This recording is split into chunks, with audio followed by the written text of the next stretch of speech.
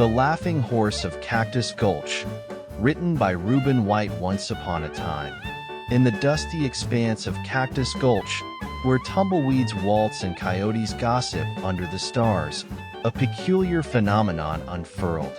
A horse, not just any horse, mind you, but a horse with a belly full of chuckles and a mane of mirth, trotted into town.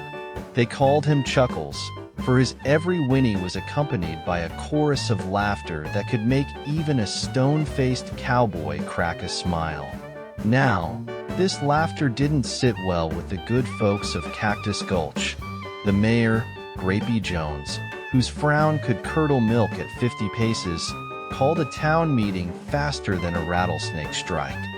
"Folks," he roared like a grizzly with a thorn in its paw, "we've got ourselves a horse with a case of the giggles. It's time to put an end to this horsing around before it spreads like wildfire in a dry prairie."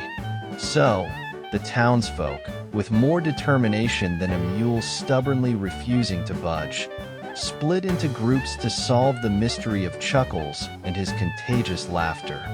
First up, we had old Tom "Hammer" Johnson, the blacksmith with biceps like tree trunks and a heart as big as Texas. He gathered a posse quicker than you could say, "Saddle up," and off they went, chasing Chuckles through the desert like a pack of wild coyotes on the scent of fresh meat. But the laughter of Chuckles proved infectious, and soon Hammer and his crew were laughing so hard that their hats were bouncing off their heads like popcorn in a skillet. Then there was Reverend Silas, a man of the cloth with a voice as smooth as molasses and a spine as straight as a poker. He joined forces with Miss Emily, the schoolmarm with spectacles thicker than a dust storm, in an attempt to teach Chuckles some manners.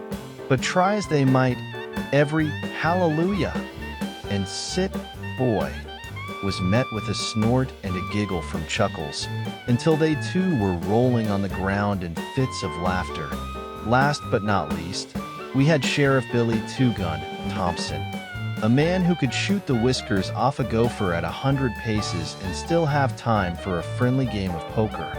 He led his posse to the nearby town of Horse Whisper Hollow, where they sought the wisdom of Dr. Equus, a horse psychiatrist with a mane as gray as a thundercloud.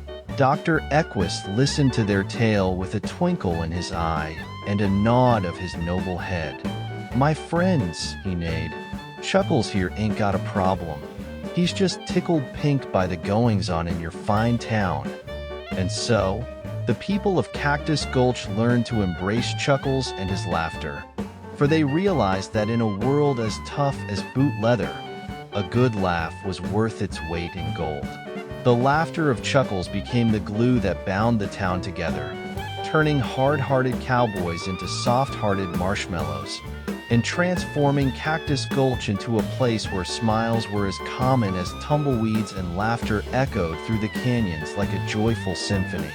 And that, my friends, is the tale of the Laughing Horse of Cactus Gulch, where even the toughest cowboys learned that sometimes the best way to wrangle life's troubles is with a hearty laugh and a song in your heart. If you are enjoying adventures in the Old West, hit the subscribe button for future updates.